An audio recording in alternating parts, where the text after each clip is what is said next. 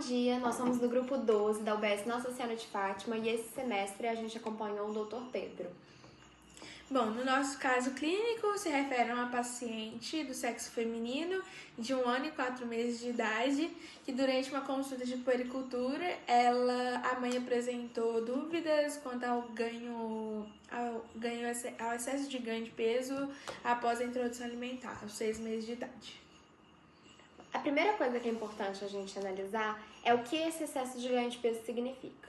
De acordo com os parâmetros da OMS, quando a gente usa a curva de Scorsese, que fala sobre o peso relacionado à idade da criança, o correto é que o Scorsese dessa criança esteja entre o +2 e o -2. Entretanto, na nossa paciente, o Scorsese estava em +3, indicando um peso muito além do esperado para a idade dela, que qualifica como um quadro de obesidade infantil.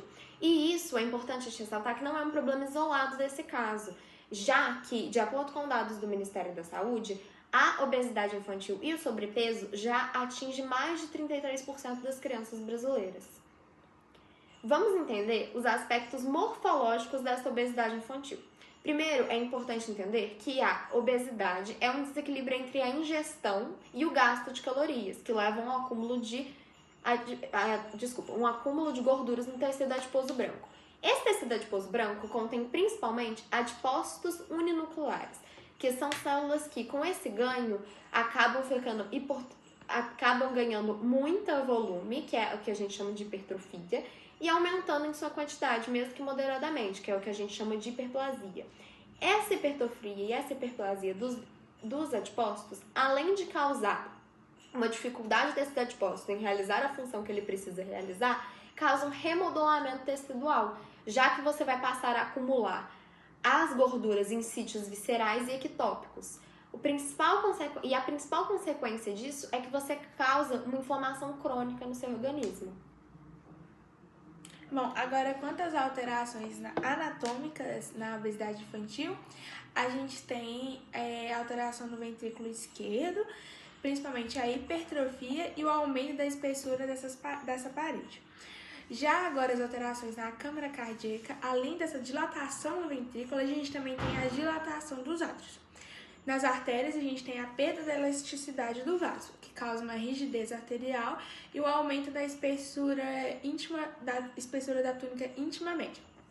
Quanto ao miocárdio, a gente tem a infiltração da gordura nesse tecido e a atrofia das fibras musculares. Agora, quanto ao endotélio, a gente tem a redução do óxido nítrico, que pode causar predisposição à doença aterosclerose. Quanto à imunologia, como a Duda falou, a obesidade visceral ela causa uma inflamação crônica no corpo. Por essa inflamação, ela não tem um agente agressor específico, o que causa uma resposta imune do corpo. E essa resposta imune ela é um pouco diferenciada. Ela ativa células de defesa como o macrófago e o linfócito.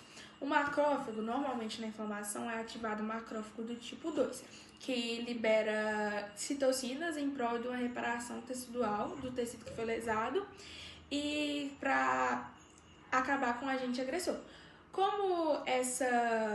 Importante destacar que essas citocinas são anti-inflamatórias. Como essa resposta é um pouco diferenciada, ela ativa macrófagos do tipo 1.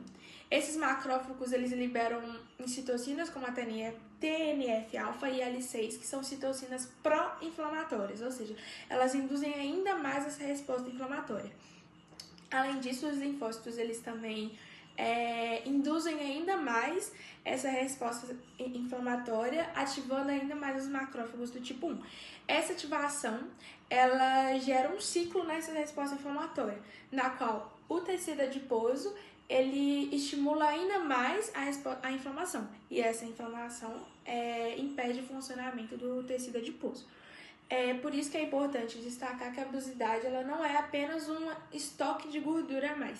Ela gera uma resposta imune metabólica, principalmente por juntar o sistema imune com o metabolismo do corpo. E uma coisa que é muito importante destacar é que essa inflamação crônica gerada pela obesidade pode levar à resistência à insulina. Bioquimicamente falando, a gente precisa entender como que a glicose entra nas nossas células, principalmente células do músculo esquelético, do tecido adiposo e do fígado.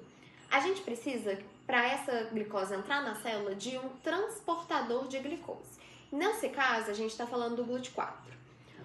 Você tem um receptor de glicose na membrana, um receptor de insulina, perdão, na membrana da célula.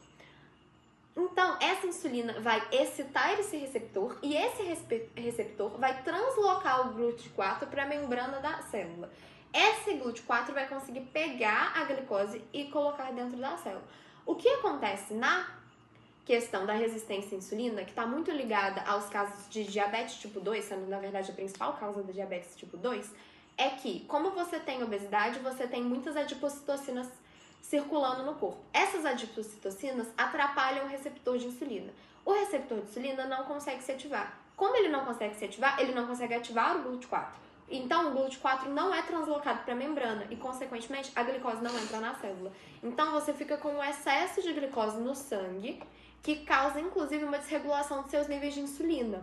Porque você tem muita glicose no sangue que não consegue entrar nas células. Então, por mais que você secrete insulina, você não vai resolver o problema. Bom, agora a gente pode entender como que a gente consegue reverter o quadro desse paciente. A Organização Mundial da Saúde recomenda quanto exercício físico para crianças entre 1 a 2 anos de idade, que sejam feitas 180 minutos ao dia. Como brincadeiras, como ir ao parquinho, brincar com outras crianças, correr, às vezes pular corda, enfim. Atividades propícias à idade precisam ser feitas e precisam ser praticadas diariamente. Quanto agora à alimentação, a gente criou uma sugestão de rotina alimentar voltada à idade da criança, que é uma criança ainda que amamenta no peito.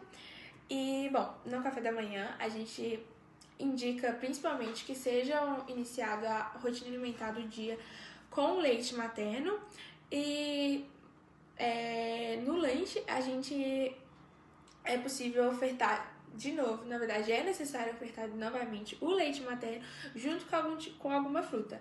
É importante que as frutas ofertadas durante o dia sejam variadas e que elas alternem também durante os dias, para que a criança tenha a oportunidade de conhecer diversos tipos de alimento desse grupo. E, bom, no almoço é crucial que sejam ofertados os quatro tipos alimentares, e que eles sejam ofertados separados, para a criança também ter a oportunidade de conhecer a textura e o gosto de cada alimento individualmente. Já no lanche da tarde, segue o mesmo padrão do lanche da manhã, com o leite materno e a fruta variada. Na janta, a gente também repete o padrão que foi imposto no almoço, com a proteína, o carboidrato, uma leguminosa e saladas. E na ceia é crucial que a criança receba novamente o leite materno. E é crucial também que esse leite materno seja ofertado por livre demanda, ou seja, respeitando sempre o nível de saciedade da criança e não forçando ela a tomar além do que ela necessita.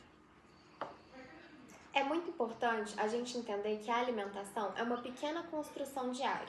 Como paralelo a isso, a gente consegue pensar no mito de Sísifo. O mito de Sísifo fala que Sísifo foi condenado por toda a eternidade a rolar uma pedra montanha acima, que no final do dia cairia de novo, fazendo com que ele precisasse novamente recomeçar isso amanhã.